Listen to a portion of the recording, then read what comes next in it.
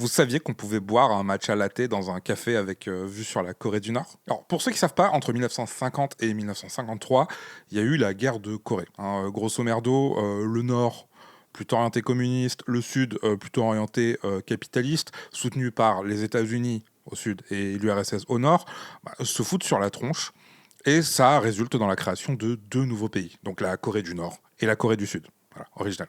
Et entre les deux, une zone démilitarisée de 250 km de long et 4 km de large au niveau du 38e parallèle. Et depuis, les deux pays sont officiellement toujours en guerre. Alors, ils se tapent pas dessus, mais les tensions sont toujours là. Genre, entre les années 1990 et les années 2000, on a trouvé une série de 4 tunnels qui passent sous la zone démilitarisée, ou DMZ donc, et qui ressortent côté sud-coréen, voilà, dans le but potentiel d'une invasion nord-coréenne. Il y en a même un qui ressort à moins de 50 km de Séoul, la capitale du Sud. Bref, cette DMZ, ou zone démilitarisée, il s'y passe plein de choses en vrai, hein.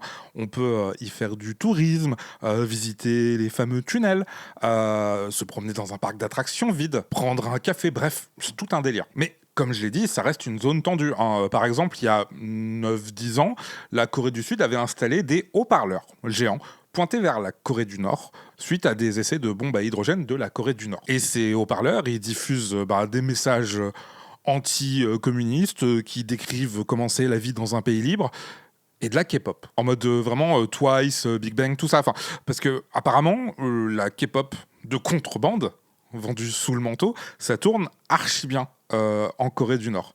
Du moins d'après les Nord-Coréens qui ont réussi à s'enfuir.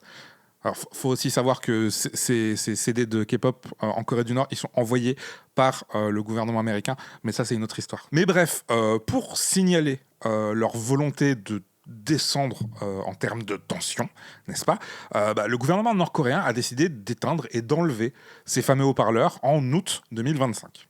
Ce à quoi le gouvernement nord-coréen a répondu « vu et sans tape, on veut pas vous parler ». Bref, la situation elle est genre pas du tout en bonne voie pour la paix entre les deux pays.